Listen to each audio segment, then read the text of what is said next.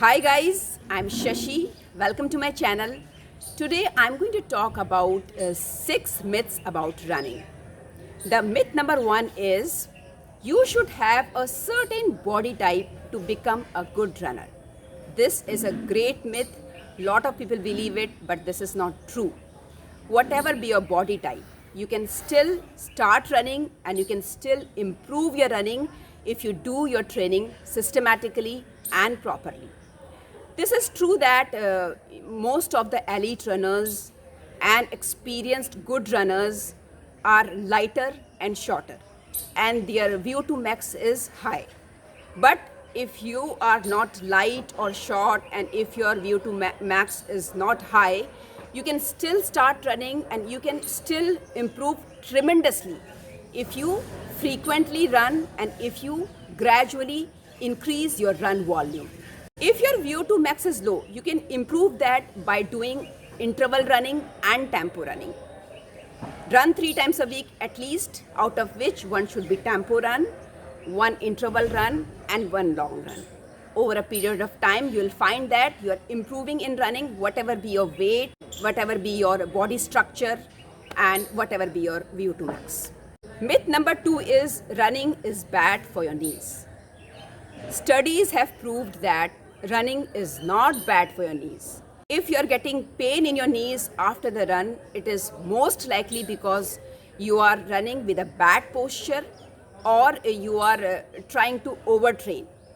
You should not suddenly increase your mileage, or you should not suddenly try to run at a very fast pace. If you want to increase your run volume, do it gradually. Every next week, increase your run volume of the week by 10% and not more than that. If you want to work on your pace, do that systematically by doing interval running and tempo running, and don't suddenly try to run very fast. Running is not bad for your knees. In fact, running is good for your knees. It strengthens your knees. When people with knee arthritis run regularly, they are able to manage their knee pain better, and their arthritis doesn't get worse compared to those people who are not running. Myth number 3 is you should stretch before going for a run. It's not true. You should not do any kind of stretching before running. Stretching is supposed to be done after the run. Before going for a run, you should do some warm-up exercises, which may include some dynamic stretching. I'll give you some examples. You can do high knees like this, or you can do butt kicks. So these are the warm-up exercises which you should do before running and not the stretching. Myth number 4 is you should run daily in order to improve your running. This is not true. You don't have to run daily. It is enough to run 3 to 4 times a week or 5 times a week. You can still improve if you're running only 3 times in a week. But if you are running just 3 times a week, make those runs count. Run your best. If you're running only 3 times a week, one of them should be interval running, the second one should be tempo running, and the third one should be the long run. Myth number 5 is runners can eat anything. This is certainly not true. Running does not give you license to eat anything. If you are eating more than you're burning, you are bound to increase weight, and with more weight, your running is going to be affected. You should eat only that much which you are able to burn. If you're a runner, you should take a high carbs diet. You should cut down your fat, you should cut down your sugar, and you should eat a healthy and balanced diet. Myth number 6. A lot of people believe that real runners do not walk. This is not true. Lot of real runners, the elite runners, they do walk. Lot of people who are doing very well in running, they walk also. There are many experienced runners. When they go for long runs, initially they run slowly to warm up themselves. Then they run fast for half an hour or 1 hour or maybe 1.5 hours. And after that, they slow down and they switch to walk. And they switch between walking and running. They are doing sort of intervals. And towards the end, they again slowly increase their pace and they finish fast. So runners, the experienced runners, the elite runners, they do walk also. In their training, there are certain runs in which they are mixing walking and running. So please get rid of this myth. If you think that walking will make you bad runners and you can't improve running if you're walking also, please, that is not true.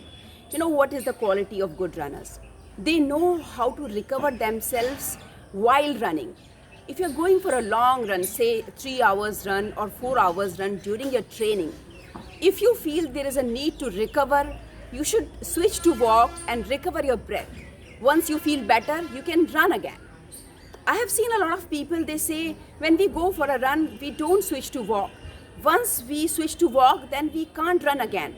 Now this is a great mental barrier, a great mental block, which can, really hinder your progress as a runner. During a practice, you should walk and run both, and you should see, yes, I can walk, I can run, and still I can perform well. Still my average pace is coming out good. So this is a myth that real runners do not walk. They do walk. One more myth about running. It is the 7th myth, that running is the best exercise for losing weight. No, this is not true. HIIT are the best exercises for losing weight, high intensity interval training. When you start running in the beginning, in the first 2-3 months, you would find that your weight is reducing in a faster pace.